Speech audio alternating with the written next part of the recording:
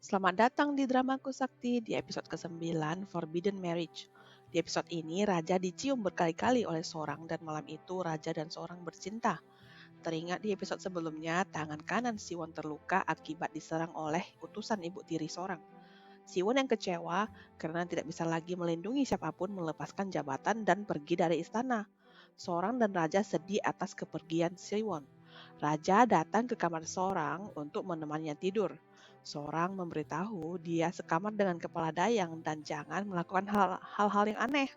Raja meyakinkan seorang dia tidak akan melakukan apapun. Tiba-tiba ada yang datang melaporkan kalau orang yang diutus oleh raja telah kembali. Raja mengutus orang untuk mencari keberadaan Siwon tapi gagal. Ibu tiri juga masih mencari Siwon karena Siwon memiliki bukti kejahatan ibu tiri yang menculik gadis-gadis untuk diperjualbelikan. Ibu tiri juga tidak tahu di mana Siwon. Selagi emosi, menteri militer datang membawakan kabar gembira. Menteri mengatakan hasil yang selama ini mereka dambakan akan segera terwujud. Setelah kejadian penculikan gadis diketahui oleh raja, raja pasti akan mencabut pelanggaran pernikahan. Oleh karena itu, raja sendiri juga pasti akan memilih ratu baru. Ini adalah kesempatan emas untuk ibu tiri untuk menikahkan anak gadisnya kepada raja dan dijadikan ratu. Keesokan harinya, komplotan menteri militer mengajukan bahwa sudah saatnya menyelenggarakan pemilihan ratu baru. Raja berdiskusi dengan menteri kepercayaannya. Raja mengaku hatinya sudah lengket ke seorang dan tidak bisa lagi memilih wanita lain.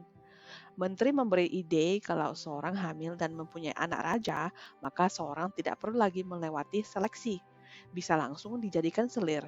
Tapi Raja malu dan mengatakan mereka baru saja memulai hubungan pacaran belum mencapai tahap itu. Menteri meyakinkan Raja, sekarang waktunya sudah mepet. Tidak ada lagi waktu untuk pacaran yang lama. Harus segera mengambil tindakan. Malam itu, Raja mengajak seorang untuk berkencan di pasar esok hari.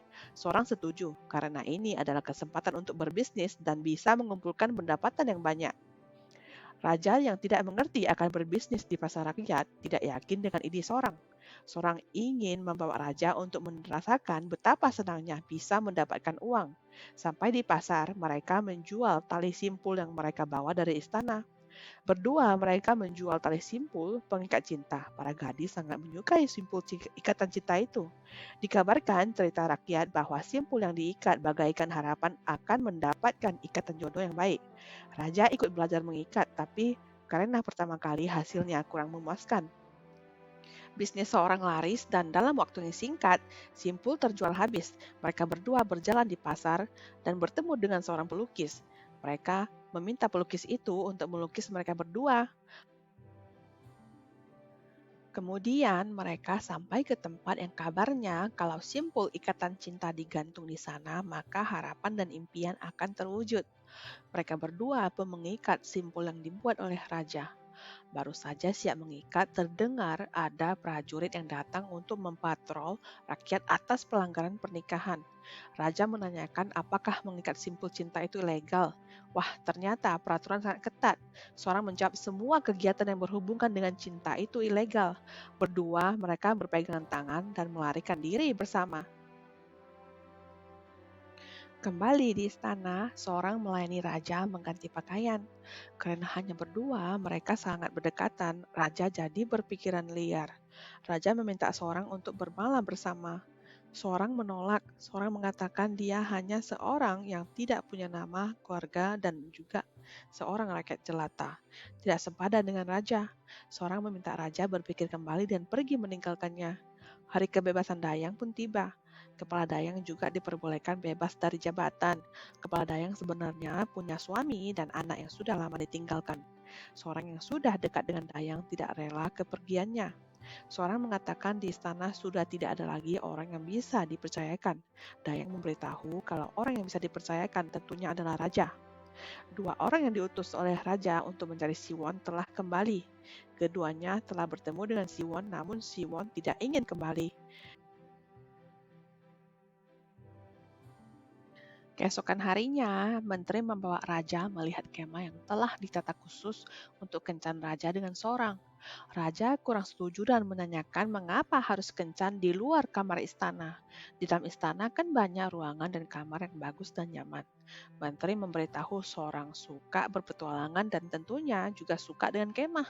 Raja kurang yakin akan ide itu. Malam itu Raja lagi berpikir cara untuk menyenangkan hati seorang. Dia menyiapkan bunga untuk seorang dan menaruhnya di depan kamar. Keesokan harinya seorang melihat bunga itu dan gembira sekali. Dia mencium raja berkali-kali. Raja hampir saja tidak bisa menahan dirinya untuk menenangkan diri. Dia berdiri dan pergi meninggalkan seorang di kamar.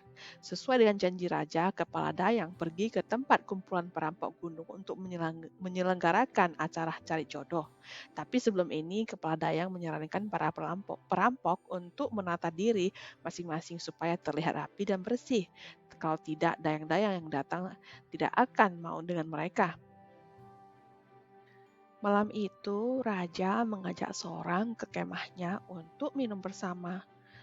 Seorang senang melihat kemah itu. Mereka pun mengobrol soal kejadian mereka dulu. Teringat dulu, seorang membawa banyak buku porno untuk raja, supaya raja mempunyai nafsu bercinta. Sekarang rasanya semua itu menarik dan lucu. Setelah minum, hati pun jadi senang. Seorang berputar dan menari. Ke sandung meja, seorang terantuk dan jatuh di pelukan raja. Mereka semakin mendekat. Sebenarnya, seorang juga sudah sangat mencintai raja dan menginginkan dirinya. Mungkin karena nyali yang lebih besar akibat minuman, seorang mencium raja dan mereka pun bergelut dan bergulat. Karena adegan bergelut ini rada panas, kita skip saja ya, biar jangan kepanasan. Siwon yang sampai ke rumahnya pergi ke kamar tempat penyimpanan barang-barangnya dulu. Terlihat ada satu kotak yang tidak pernah dilihat sebelumnya. Ada satu gambar wanita. Gambar itu mirip dengan seorang. Di sana tertulis wanita itu adalah wanita yang juga menjadi calon istri Siwon dulu. Sok pikiran Siwon pun kacau. Ternyata selama ini dia suka pada seorang, mungkin juga karena seorang hampir menjadi jodohnya. Ingin mengetahui apa yang terjadi, Siwon datang ke rumah seorang untuk mencari jawaban. Ibu tiri seorang yang memang lagi mencari Siwon segera mengutus anak buah untuk mempersiapkan senjata untuk menangkap Siwon. Siwon datang menanyakan apakah gadis di lukisan itu adalah seorang wanita yang hampir menjadi calon istrinya. Tidak ingin menyembunyikan, ibu tiri mengaku bahwa seorang memang adalah anak tertua dari keluarga ini yang hampir menikah dengannya. Seorang juga nama palsu. Seorang tidak mempunyai kelebihan untuk memanggil roh dan tidak bisa kerasukan. Dia telah menipu raja. Dia hanya memakai alasan ini untuk mendekati raja. Mendengar semua ini, Siwon hatinya kacau dan pergi. Ibu tiri tidak jadi menangkap Siwon karena Siwon adalah seorang yang cacat, kehilangan sebelah tangan dan tidak lagi berguna untuk raja. Tidak bisa lagi berbuat apapun. Setelah bermalam dengan raja, seorang mendapatkan kabar bahwa partner bisnis yang sedang sakit. Seorang pamit dengan raja untuk pergi menjaga partner bisnisnya.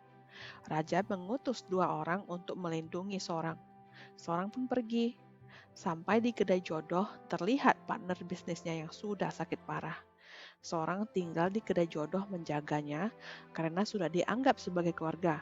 Seorang menulis surat untuk raja dan mengatakan dia tidak bisa pulang dalam beberapa hari ini. Siwon datang mencari seorang di kedai jodoh. Siwon menanyakan siapakah seorang itu sebenarnya.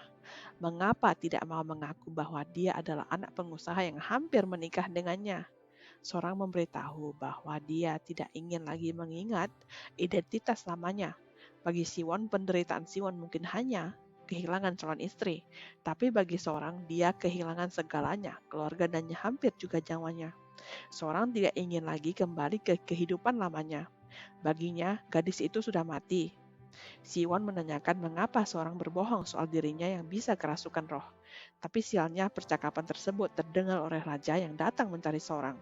Raja yang sangat marah dan emosi memberitahu seorang bahwa seorang tidak boleh diperbolehkan lagi kembali ke istana. Nah, episode 9 berakhir di sini ya. Kita lanjut di episode ke-10.